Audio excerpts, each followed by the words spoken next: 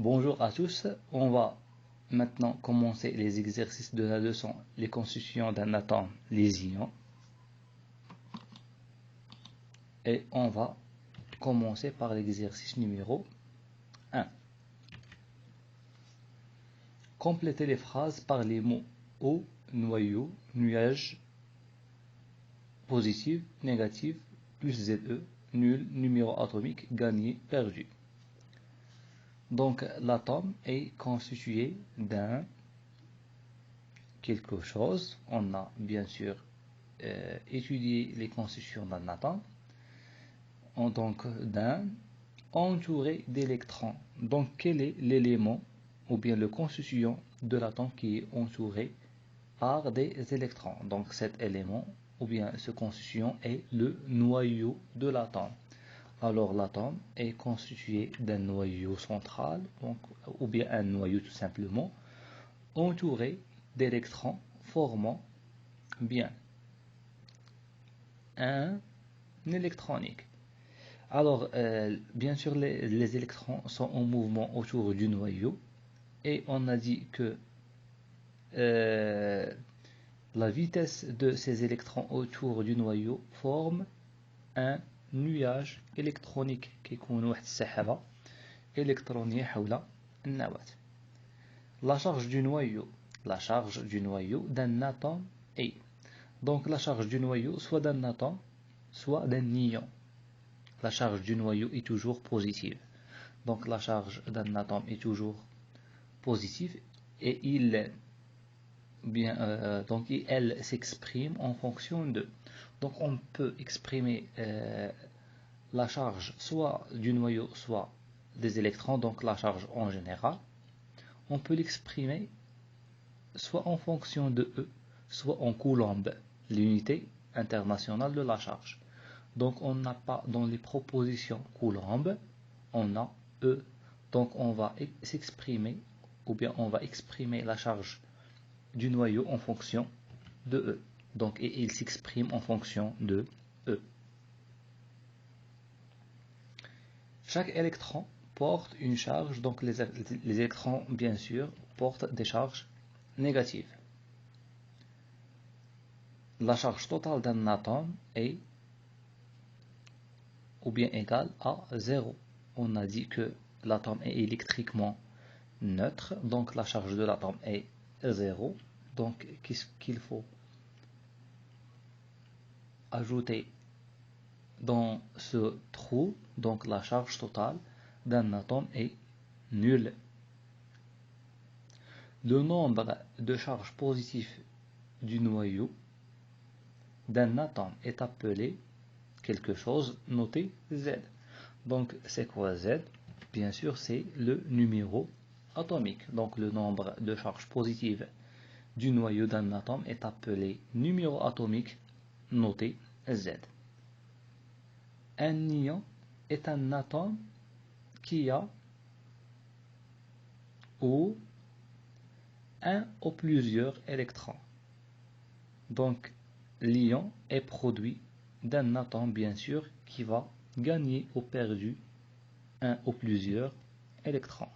Donc un atome qui a gagné ou perdu un ou plusieurs électrons. La charge du noyau est égale. Donc pour calculer la charge du noyau, soit le noyau d'un atome, soit le noyau d'un ion, il faut appliquer la règle Qn, Q c'est-à-dire la charge, N c'est-à-dire du noyau. Donc le symbole de la charge du noyau est Qn, charge du noyau. Qn égale à plus Ze. Donc c'est ça la règle utilisée pour calculer la charge du noyau. Passons à l'exercice numéro 2. Complétez les phrases. Maintenant, on n'a pas des propositions pour remplir les trous. Donc il faut chercher les mots qui conviennent. Bien. L'atome est constitué d'une partie centrale. qui est l'élément central de l'atome, c'est le noyau. Le noyau est chargé. Comment est la charge d'un noyau? Donc le noyau porte une charge positive, donc est chargé positivement. Et entouré par, donc qu'est-ce qu'il y a autour du noyau? Il y a bien sûr des électrons. Et ces électrons, bien sûr, ils sont chargés négativement. Je répète, le noyau est chargé positivement et entouré par des électrons chargés négativement. Bien. Les tournent autour du noyau. Donc, quels sont les éléments ou bien les constituants de l'atome qui tournent autour du noyau? Bien sûr, ce sont des électrons. Les électrons tournent autour du noyau, formant un... Qu'est-ce qu'ils forment? Donc, les électrons forment un nuage électronique. L'ion provient d'un atome qui a cédé ou reçu un ou plusieurs électrons. Donc, un atome qui a cédé ou reçu. Donc, cédé, c'est-à-dire perdu. Reçu, c'est-à-dire gagné un ou plusieurs électrons. Mais on a un atome. Donc, quel est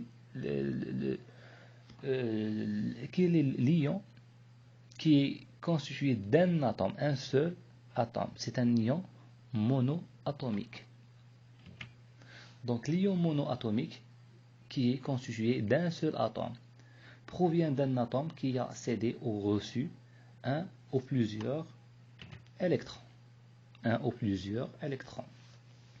Maintenant, l'ion provient d'un groupement d'atomes ayant perdu ou gagné un ou plusieurs, bien sûr, électrons à la fin. Donc ici, on a un groupement d'atomes, pas un seul atome.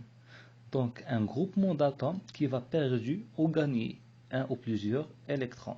Donc dans ce cas, cet ion est constitué de plusieurs atomes. Donc dans ce cas, on parle d'un ion polyatomique. Alors l'ion polyatomique provient d'un groupement d'atomes ayant perdu ou gagné un ou plusieurs électrons.